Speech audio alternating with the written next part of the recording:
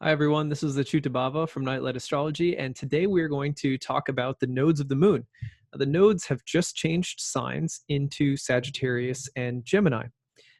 They have been hanging out in Capricorn and Cancer, so they've just shifted. The North Node is now just moved into the sign of Gemini and the South Node Sagittarius. I just did a video on the nodes of the moon. It's the part 2 of my series on mysteries of the moon. I suggest watching that for a little bit more technical information about what the nodes of the moon are. But the short explanation is this. The nodes of the moon are the points that we measure in order to see where eclipses are falling. And when the nodes of the moon change signs, it means that for the next year and a half, we're going to get eclipses in brand new signs. Brand new signs means brand new, karmic information, means a brand new stream or current of experience that we're going to have, both as a collective and individually. So what we're going to do in today's talk is just outline for you some of what you can expect personally from this transit. And then in part 2 of this series, I'm going to comment on what we might see collectively. By looking at the collective, we can learn a lot about the personal, and by the personal, the collective, they're interconnected. But just to space it out a little bit, I'm doing it this way. Also, I want to mention that my original plan was not to talk about the nodes of the moon changing signs until late May or early June in my June overview, because astrologers differ in the way that they measure the position of the nodes. There are two major ways of looking at the current position of the nodes. One is called the true node, and the other is called the mean node. I happen to use the mean node in my practice, which means that in the system of measurement that I use, the nodes of the moon aren't changing signs by that system until late May, early June.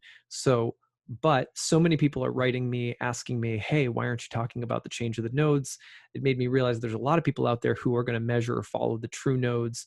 And, it's not a whole lot of a big difference to talk about the nodes of the moon changing signs now or at the end of May, really, because by next month, it doesn't matter. They'll be in Gemini and Sagittarius to stay for the next year and a half. So we're going to talk about it today. I am also going to read and reflect a little bit on from a really brilliant essay from one of my favorite thinkers, the archetypal psychologist James Hillman. He has a beautiful essay called Hermetic Intoxication. We're going to talk a little bit about that today because it figures really prominently, his ideas figure really prominently into the Mercury Jupiter axis of the zodiac, which happens not only across Gemini and Sagittarius, but also Virgo and Pisces. So his essay gives this really rich, great content. There's just a couple of paragraphs I'm going to read from it today and comment on and add a little bit of, spiritual commentary into the interpretation of this transit. And again, we'll start with the personal, and then in part 2, we'll go to the collective. So before I jump in, let me just show you what it looks like. As always, like to give you a little visual so you can have it in your head. So here we go, bring it up to the present. You can see right here that the north node of the moon is just at 29 degrees Gemini. And you can see here on the left-hand side of the screen, the true node measurement. Now, if I switch this to the mean node, it's not quite in Gemini yet, but will show up at the end of the month. Now, let me show you why, this matters just a little bit. If you can see, if I just move this along day by day, you're going to notice that the north node suddenly stops. See the little S under the north node up at the top of the chart.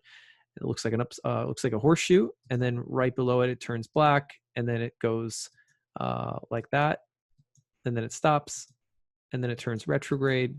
So it goes back and forth, and that herky-jerky motion, the measurement of that by that motion is called the true node.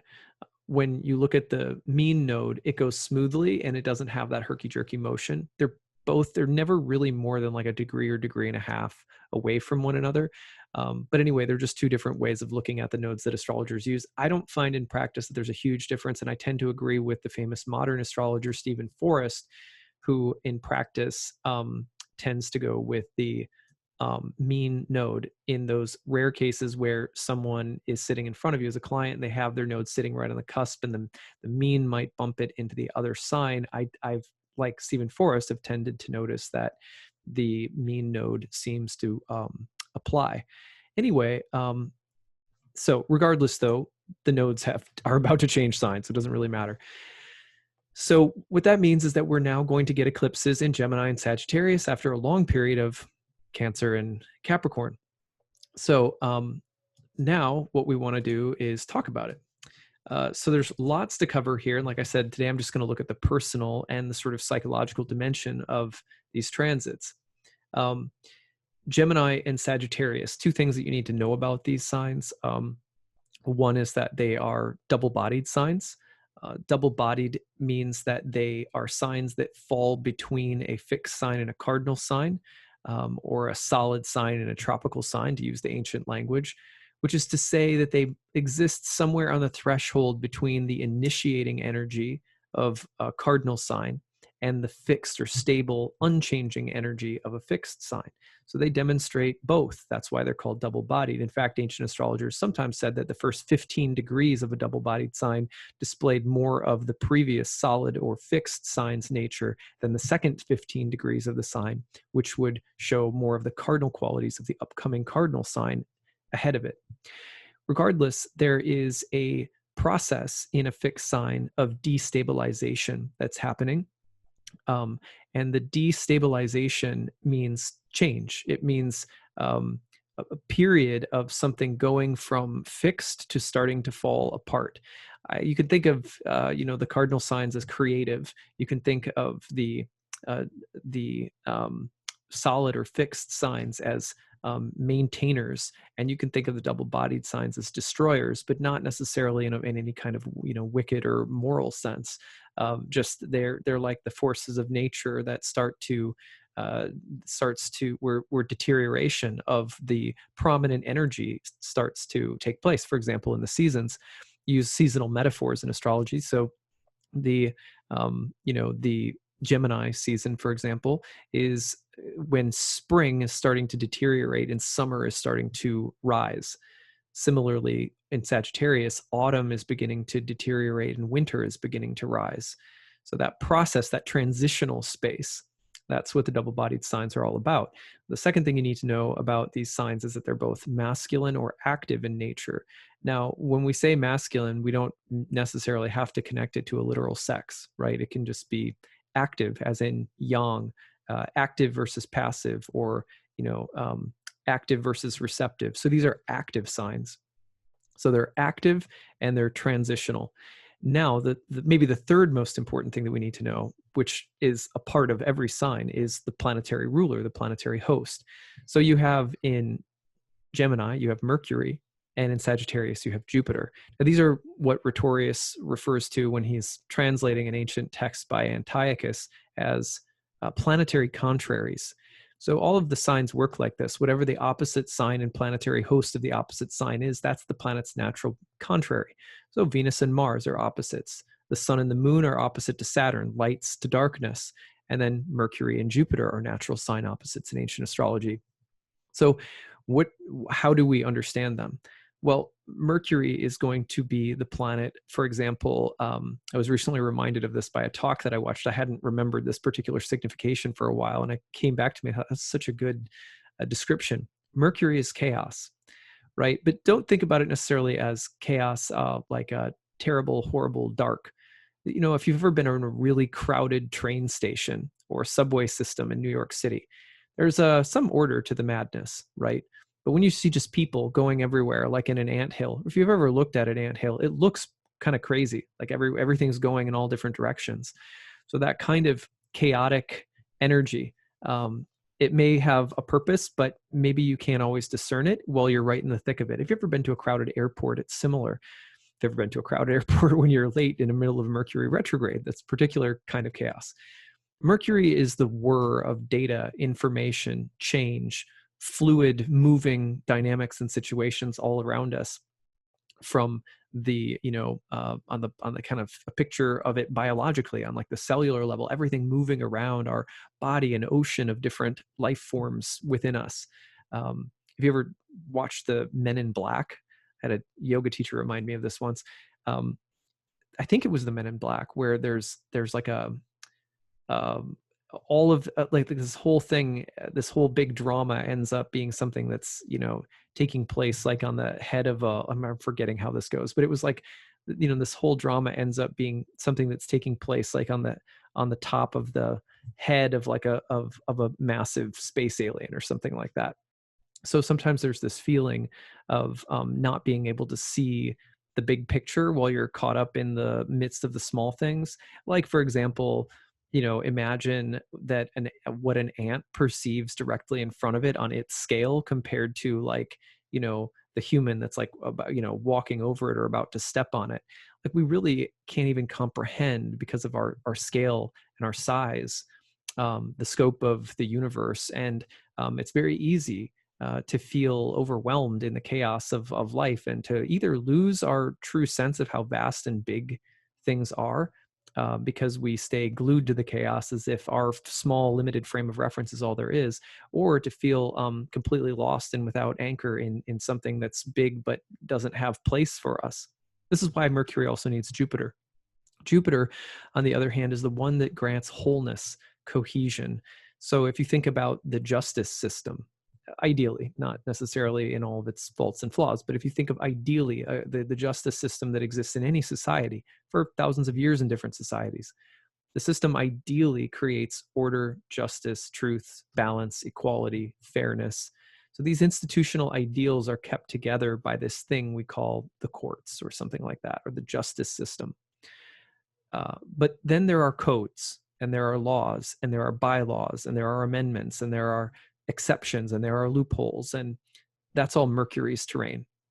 So if Mercury is a lawyer, let's say, that has no respect for justice, sometimes we might, say that, oh, that lawyers will just bend the law in whatever way they want. They've lost track of the bigger picture.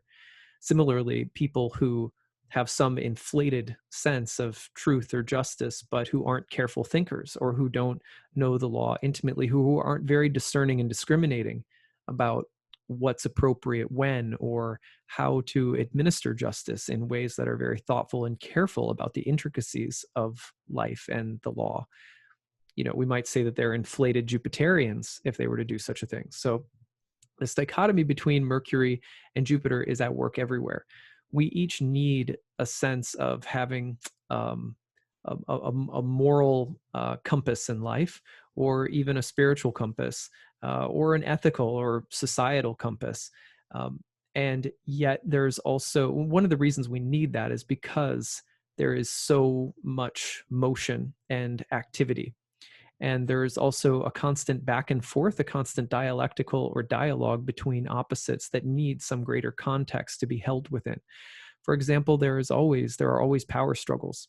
Mercury in ancient astrology ruled court sports like back and forth basketball today, or hockey, or something like that, soccer. Right. So, but the larger rules that hold that game, the larger ceremony, the stadium, the awards, the organization of teams, that larger thing that holds everything, that's going to be the Jupiter. But the actual exploration, the back and forth, the actual constant movement within a system or a whole, or the parts that comprise it, that's going to be Mercury. So these are the most important themes to think about. Now, when we're thinking about this personally, there are a number of themes that can naturally come up. For example, one of the big ones has to do with this. We're going to talk about the personal today again, and collective in part 2. Oh yeah, I forgot part 3 as well. We'll be looking at the nodes through the signs. I'll take the nodes through all 12 houses for you. So the one personal issue that can come up that's really quite a big deal is faith versus learning, or let's call it reason and rationality, or even skepticism and doubt, versus faith, dogma, doctrine, established teachers and teachings, and stuff like that. So one of the things that can happen during this time is those two themes can get pitted against one another. For example, in your relationships, or at work, or within your family, or among friends, or even within yourself. There can be questions as to what I believe. What do I believe? What do I think about something? What is my life direction, and how are my beliefs influencing it? Is it time for a reevaluation or a discarding of old beliefs? Is it a time for the adoption of new beliefs? Either way, the intellect is going to have to be on board, as well as the larger mind, let's say, that the all-encompassing sphere where we say, how does the mental and rational come together with that which we have faith in? Now, someone might say, well, really, I don't need to have faith. I'm not a person of faith. But from the ancient archetypal perspective, actually nobody can be without faith. For example, someone who says, yeah, I don't see the world in terms of like a god, or in terms of any higher principles or whatever. I just think it's biology. I just think it's chemistry, or I think it's just laws of nature. Okay, well, you're still making mention of laws, and Jupiter is the ruler of law. So when you think about the larger institutions of science or of reason, and people say, I'm a person of reason, not faith. From the ancient standpoint, even if you believe that reason is the larger, that you appeal to reason as the larger container for how you think and act, or how one should think or act in the world, rather than any kind of spiritual, religious, artistic, belief or ideal, that's still an ideal. There's still a sense of something that we're placing our trust in as a larger conceptual container, or religious, spiritual, intellectual container, even cultural container. Something that brings order, that brings unity, that brings wholeness. So wholeness is a part of life that everyone seeks, whether you're religious or not. But how that picture, that larger whole, is made and shaped and reshaped throughout life is an ongoing question that we can always look to Jupiter transits to understand, especially when eclipses are happening in Jupiter's sign of Sagittarius. What are my larger beliefs? Where do I place my faith, my hope? What is my sense of cosmic order, intellectual order, even just private individual order? It's as though sometimes when eclipses fall in Sagittarius that we're in need of a revising or a re-examining of our core belief statements. They could be very mundane, that they could be, existential or spiritual. And in order to do that, we also have to bring in the critical mind. We have to bring in Mercury in order to think, reason, speak, explain, doubt, criticize, analyze, take apart. And what does that feel like? It feels at times chaotic, because the eclipses coming into these double-bodied signs suggest a shift, a deterioration, a destruction of something old, in the beginning of the formation of something new. That's why Jupiter and Mercury rule all of the double-bodied signs, because it is Jupiter and Mercury that are always taking things apart. Mercury is the ruler of chaos, in a sense, of confusion, and of throwing things up in the air, and of doubt, and questioning and analysis, and taking things apart. So Mercury has a natural deconstructive skill set, you could say. And then Jupiter, of course, is going to be the establisher of the new. So we have Jupiter ruled signs, for example, on the cusp of the return of the light at winter, at summer, at the end of autumn and the beginning of winter. And we have the other Jupiter ruled sign at the cusp of the beginning of spring in Pisces. And then we have our deconstructive signs at the end of the light's dominance in spring, when the light starts to descend. From Gemini, you get up to Cancer. Right as you hit the end of that Mercury ruled sign, what's the transition that happens? Turn, the light starts to fade. What about Virgo at the end of the year? At the turning point at the end of Virgo, the darkness takes over. But Mercury has a naturally deconstructive effect. Jupiter has a naturally building, cohering, wholeness building effect. But the two go together. And when you have the signs of Gemini and the signs of Sagittarius, you're talking about questioning things, starting to take things apart, starting to analyze things, a certain kind of chaos, a certain kind of mental questioning that gradually leads to some kind of paradigm change. And that can happen it can be very personal, right?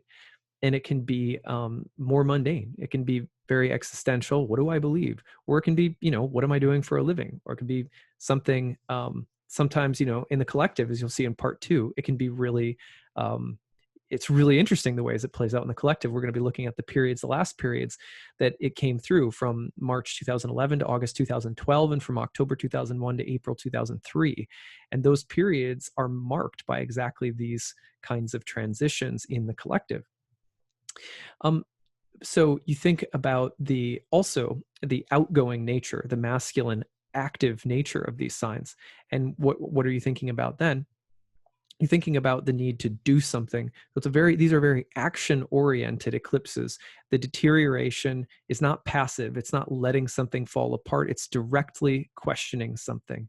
It's directly starting to go after something mentally. And it can be, the way in which we do it can be sort of chaotic. It can take us by surprise. It can happen unconsciously, but there's a kind of throwing things up in the air that starts to happen deliberately within us or to us or around us, but it comes at us actively. That's the masculine, airy part. And then Sagittarius, the fire, the highest, subtlest element of ancient astrology, which represented visionary space. Fire, even though fire seems to a lot of people kind of dull and brute, like, burn your hand, but it was actually thought of as kind of like an ethereal, rarefied space at the highest level of the atmosphere was fire. And so it has this kind of sense of getting a vision. And of course, the Jupiterian vision is going to be whatever the next paradigm is. And that's active, though. It's, I need to do something in order to, in order to move toward this ideal, in order to, in order to embody it somehow, in order to bring it into action. And so these next eclipses over the course of the next year and a half, all the way until January of 2022, are going to take us into this process. It's a kind of liminal or transitional space mentally and in terms of our larger paradigms. And again, it could be on the personal level. It can take place. It may not change your core beliefs, like in the universe, or your core spiritual or religious beliefs, but it could be shifting your thinking and an operating paradigm, again, in more personal areas of life, like around money or finances, around health or relationships, around your job or your home and your family, around your children, around, maybe literally studying something new or learning something new. So those are some of the different ways that it can play out. You also have an interesting dichotomy between Mercury and Jupiter traditionally, which is that Mercury is very intellectual, right? Mercury is naturally more of the one who sits and like questions things. There was a quote from my guru's guru, Srila Prabhupada, who said that religion without philosophy is sentimentality or even fanaticism. So that was the first part of the quote, which is very much like saying religion without thinking, without careful thought and intelligence, is either just sentimentalism or it's fanaticism. Those are both dangers that Mercury and Jupiter will expose during this period. It can expose us to our own fanaticism, our own sentimentalism, the way in which we aren't careful thinkers or we aren't thoughtful believers. On the other hand, the second part of the quote was, he follows it up by saying, on the other hand, Jupiter, he, on the other hand, philosophy without religion. And what he means by religion, obviously being religious experience without faith and without a substantive connection to divinity, to something transcendental, that, philosophy without religious experience is mere mental speculation. It's just the realm of opinions that don't have a larger compass or even a navigation system that's guiding us, like the stars. So on the stars to, a boat on the ocean or something. So both are needed. And this is also the message behind this time for us collectively, as we'll see again when I do part 2. So I thought it was interesting to look back at the last times the eclipses came through for me personally. It was certainly helpful for me in trying to understand what might be coming or what kinds of themes to watch for. Now, for me, I'll just go back and share with you a few that I thought were really interesting. So if you go back between October 2001 to April of 2003, during that time, I was going to a Baptist school. I had followed a girlfriend basically to a Baptist college, even though I was more liberal in my spiritual life. I grew up Methodist. For those of you who are Protestant, you know that the difference between Methodists and Baptists. We used to joke in childhood that the difference between a Methodist and a Baptist is that the Methodist will say hi to you at the liquor store. So anyway, that's all joking aside. I was going to a Baptist college, and after the Baptist college, after I graduated, I became a youth pastor, like right out the door, basically, of being a youth pastor during this time. And I went back to my Methodist roots from a Baptist school to being the youth pastor of a Methodist church. And then by the end of those eclipses, I was deeply questioning my Christian upbringing and roots and beliefs, thanks to psychedelic experience that I had that shifted my mind and had me asking all sorts of different questions. And although today I still consider Christianity and the teachings of Jesus to be absolutely vital to my life, that was a period of time that shifted me out of, I would say, like more mainstream Protestant Christianity and started putting me on a path of questioning and reorienting my entire life spiritually and philosophically. I ended up leaving my job as a youth pastor and going back to graduate school right at the end of that period. So really interesting, right, to look at that personally. What was happening for you between October 2001, April of 2003? I'd love to hear your stories. I love hearing people reflect on these themes. It's really interesting to read through, even though I can't always comment because there's so many to keep up with, but I really like reading what you guys say. March of 2011 to August of 2012, what happened during this period? Well, this is when I opened my astrology school.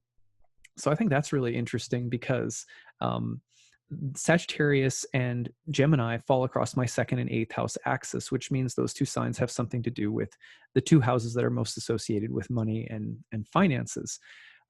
So what's interesting about that is that during 2001 to 2003, I pursued a religious spiritual calling and also had this deeper questioning about my faith during that time. Well, during 2011 to 2012, I had opened my professional astrology practice and was leading a meetup group to help people study. It was kind of like a study/meetup group in Chelsea in Manhattan. And right after that period, or during that period, I should say, I decided to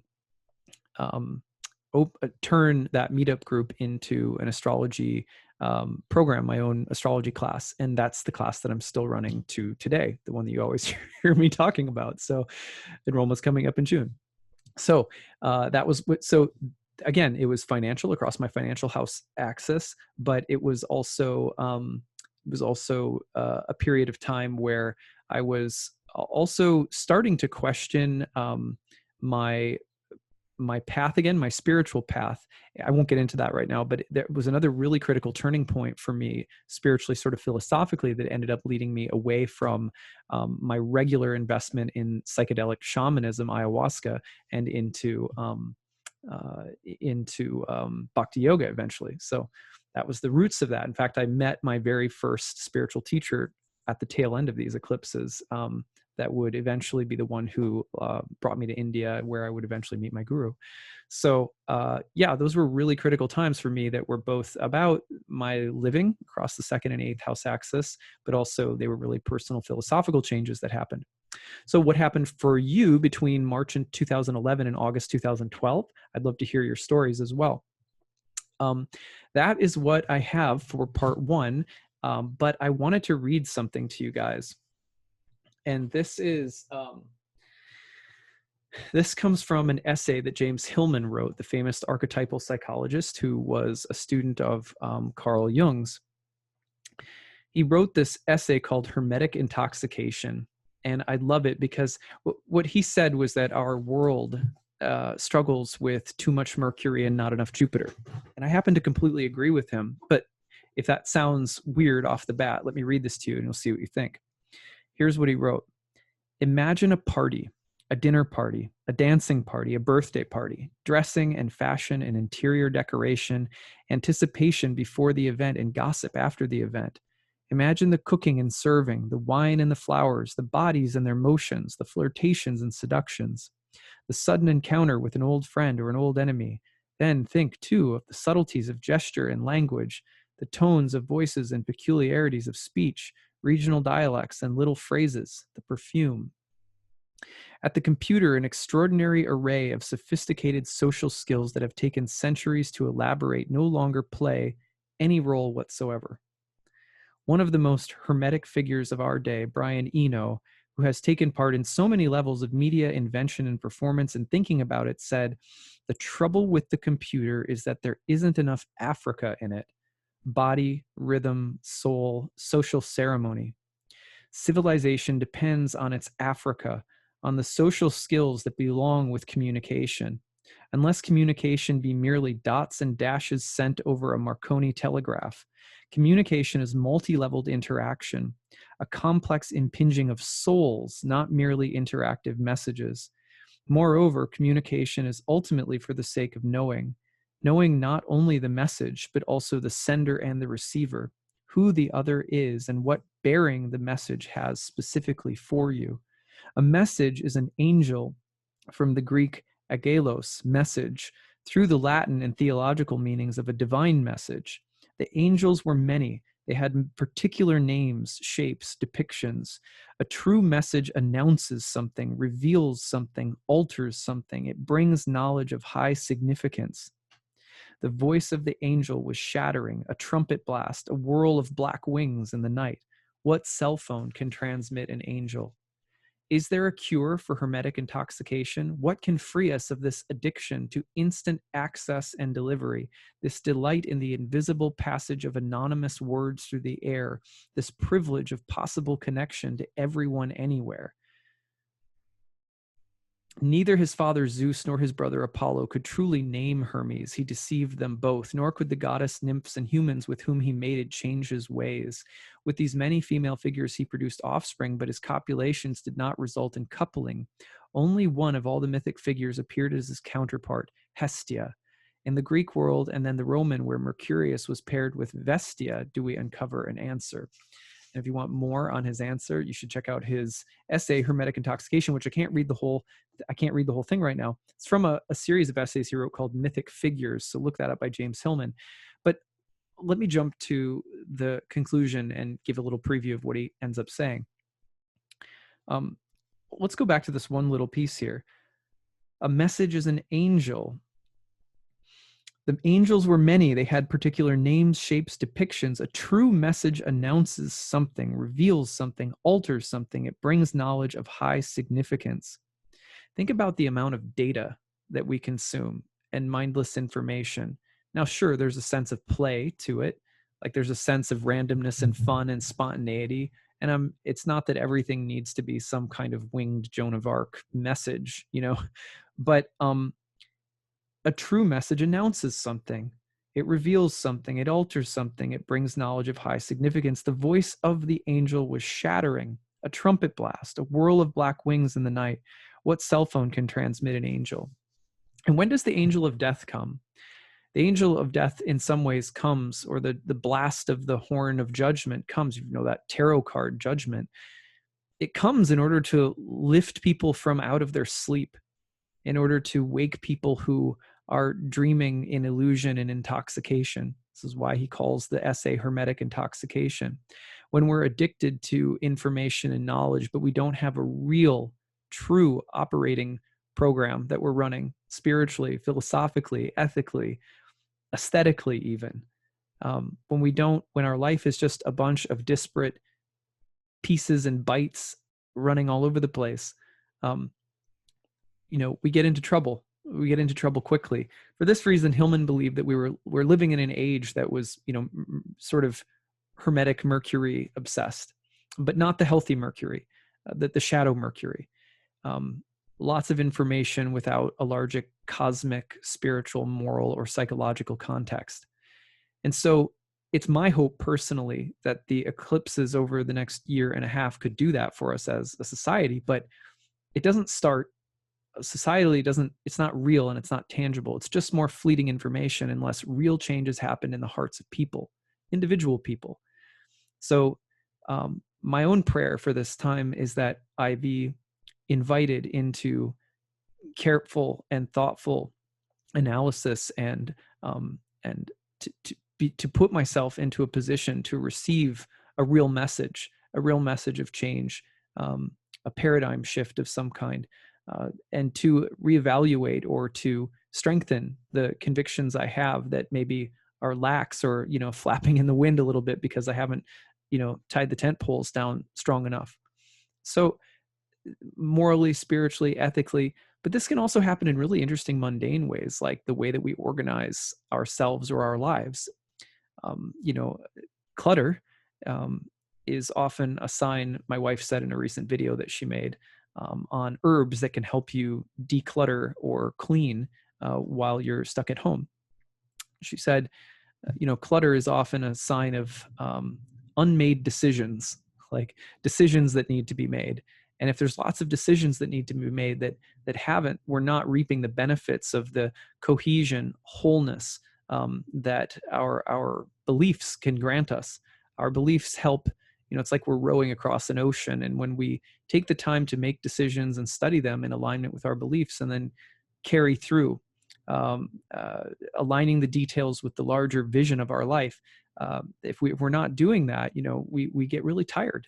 We get broken down, and we feel chaos and confusion. But if we're doing that regularly, even just the little things like aesthetically in your home, just Marie Kondo's making a fortune out of this concept right now, right? Just does your home spark joy because you've made decisions about how it looks that you keep up with in order to keep the aesthetic, which is a Jupiterian thing in a certain way. It's Venus, but it's also Jupiter because it's the greater vision that we keep up with. If you're not doing that, it just feels, it doesn't spark joy. The environment doesn't spark joy.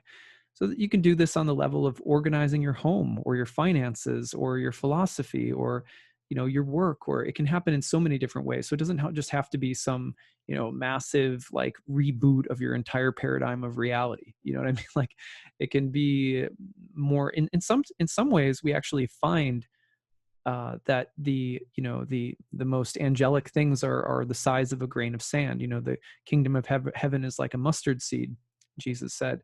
And so sometimes also just looking at the smallest things in our life and trying to find their place within our beliefs, in line with the life that we're trying to live, and just making modifications and adjustments to pick up those small things so that they're not just discarded or forgotten, wasted, meaningless, info flying around in the ethers. We do that, we start to feel a sense of cohesion. When we feel cohesion, it's not that that's the answer itself either. It's that it's almost always from the space of cohesion that the best parts of ourself, the part of ourself that loves, has room to come out and speak and act and feel satisfied. So this is what I've got for today for this first part. I'm going to record part 2 on the collective aspects of this, and then part 3 on the nodes through the houses. So I hope that you guys enjoy it, and leave me your comments in the comment section. Tell me how you're doing with this transit now or anytime in the future as you're listening to it. I'd love to hear how your first eclipses go, which are coming up in June. I'll be doing a separate video about that late May. All right, take it easy, everyone.